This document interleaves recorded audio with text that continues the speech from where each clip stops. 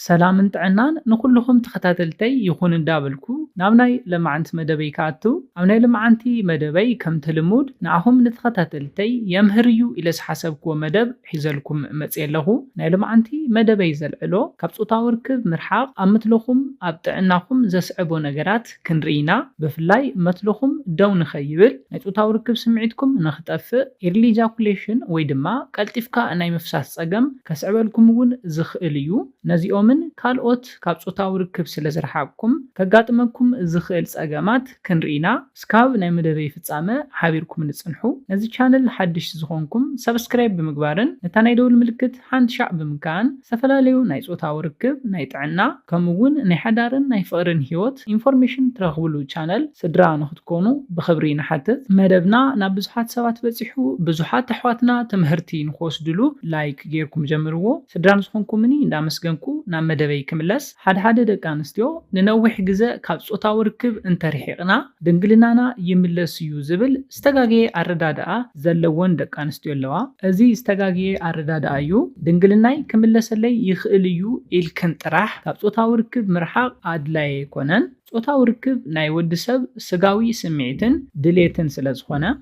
نزيلة نبزح جزء كابصوتاو ركب انتريحقنا انتاي كسعبلنا خمز خقل كنري اتقدامي نريو عمونغو فقرات عمونغو سب حدار زي مدللاي سمعيت نخسمعكم زقبريو صوتاو ركب تفتصمو زنبركم سب حدارن فقراتن صوتاو ركبكم بستفلاليو مخنياتات انتا قواريسكمو كابصوتاو ركب ننوح جزء انتريحكم حديكم زي تدلاينت سمعيت كسمعكم يجمريو بقى اصليئيو مالت ديو اصليئيا مالت ديو ازبل حساب ناب أمركم يمتصيو إذا دما نناي حدار هيوتكم نفقركم نفاس كأتو زخيل حداقينيا نغيريو مييت دما كابز عينت سقم كوصكم زخيل بلوس مفتحيو أمو تماعيتو إذن كابزو تاوركب نخترحقو زقابركم زلو سقمات كمناي سرح ساطي دخام إذن أمونغوكم زلو قونس ونكخوون سلازخيل مييت بلوس مفتحيو أمبل كالأي نريو كابصوتاو ركب ننوح جزء انتريحكم كقاتمكم زخيل صقم دما مثلو دوناي زيمبال صقم ناي مقلع عدلكم بعصفي كوسخو زخيليو بناي أمريكان جورنال اوف ميديسن زوصا مصنعتي كم زحبرو ننوح جزء كابصوتاو ركب مرحاق عبدك تبعتيو مثلهم قلطيفو نخيتس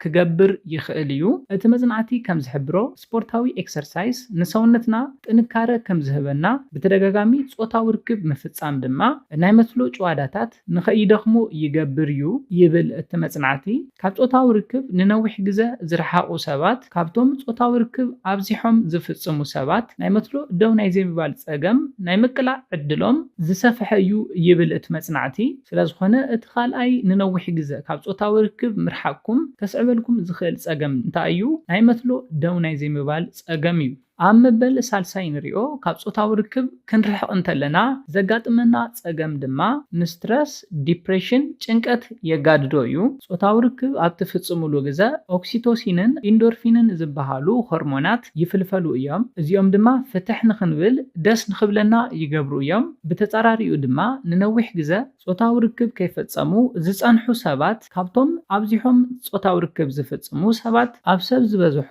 ቀሪቦም ክዛረቡ እንተለው ጭንቀቶም ስትረሶም ይበዝሕ እዩ ብተመሳሳሊ ድማ ቅድሚ ጾታው ርክብ ምንኽኻ ምትሕስሳይ ኮርቲሶል ዝበሃል ናይ ጭንቀት ስትረስ ሆርሞን ይቕነሰልና እዩ ስለዚ ድማ ካብ ስትረስ ጭንቀት ናፃ ይገብርና እዩ ካብ ጾታው ርክብ ዝርሓቁ ንነዊሕ ግዜ ጾታው ርክብ ዘይፈጸሙ ሰባት ድማ ንስትረስ ጭንቀት ዲፕሬሽን ተቃልዓቲ እዮም أمبل سالساين ريو كابصوتاو ركب ننوح جزء انتريحقنا زسعبلنا ጸገም ድማ early ejaculation ወይ ድማ ቀልጢፍካ ናይ ምፍሳስ ጸገም እዩ ከም ተቀድም ኢለ ዝሓበርኩልኩም ጾታው ርክብ ንናይ መትሎ ጨዋዳታት ጥንካረ ብጣዕሚ ኣገዳሲ እዩ ጨዋዳታት መትሎ እንተተሪሮም ድማ መትሎ በቀሊሉ ደው ንኽብልን ደው ኢሉ ንነዊሕ ደቃይቅ ከይፍሰሰ ንኽጸንሕ ናይ ጨዋዳታት ትረት እውን ብጣዕሚ ኣገዳሲ እዩ ካብ ጾታው ርክብ ንነዊሕ ግዜ እንተሪሕ حكم دما ጨዋዳታት መትሎኹም እንዳደኸሙ ብምኻድ ቀልጢፍካ ናይ ምፍሳስ ጸገም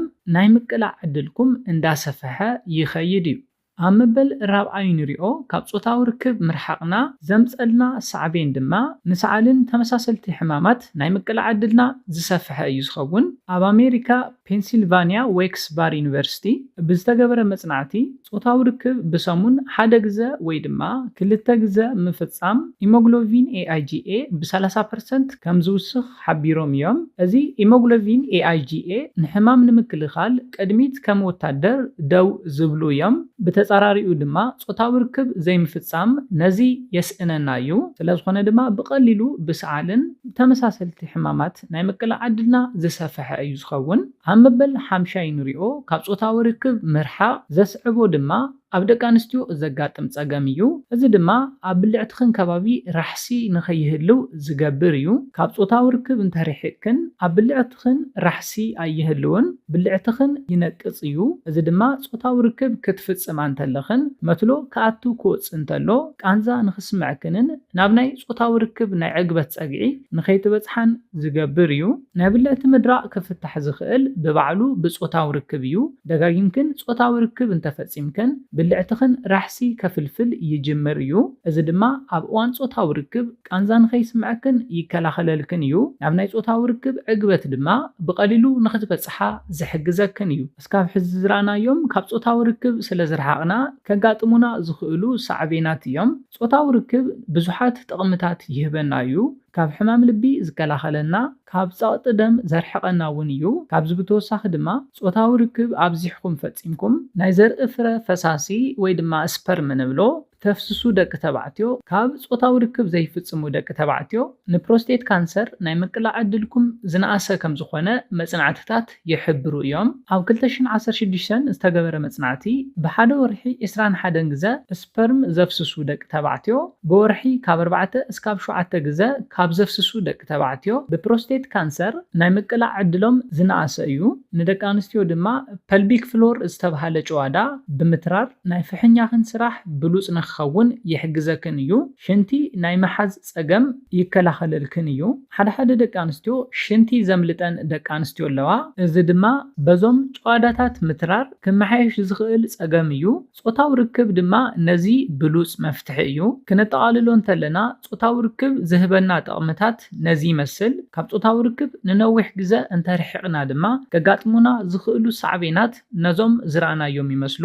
ኮይኑ ግና ብዝተፈላለዩ ምኽንያታት ካብ ጾታዊ ርክብ ዝረሓቅኩም፣ ንኣብነት ካብ ኣፍቃሪትኩም በዓልቲ ቤትኩም ዝተፈላለኹም፣ ኣፍቃሪት በዓልቲ ቤት ዘይብልኩም፣ ኣብ ዓዲ ስደት እትርከቡ ኣሕዋትና ኣብ ላዕሊ ዝረኣናዮም ፀገማት እንተጋጢምኩም ብኻሊእ ክፍትሑ ከም ዝኽእሉ ክትፈልጡ ኣለኩም። ካብዚ ብተወሳኺ ድማ ካብ ጾታዊ ርክብ ርሒቅኩም ንኽትነብሩ ድሌት እንተሃሊኩም እውን ክትሻቐሉ የብልኩምን። ንኹሉ ከጋጥም ዝኽእል ፀገም መፍትሒ ስለ ዘለዎ ነዚ ኢለ ናይ ሎማዓንቲ መደበይ በዚ ክዛዝም ካብ ናይ ሎማዓንቲ መደበይ ዝኾነ ሓድሽ ነገር ከም ዝሓዝኩም ተስፋ ይገብር። ነዚ ቻነል ሓድሽ ዝኾንኩም ሰብስክራይብ ብምግባርን ነታ ናይ ደወል ምልክት ሓምትሻዕ ብምንካዕን ክተተባብዑናን ስድራ ክትኮኑናን ብኽብሪ ንሓትት። መደብና ናብ ብዙሓት ኣሕዋትና በፂሑ ብዙሓት ሰባት ትምህርቲ ንክወስድሉ ላይክ ሼር ምግባርኩም ይትረስዑ።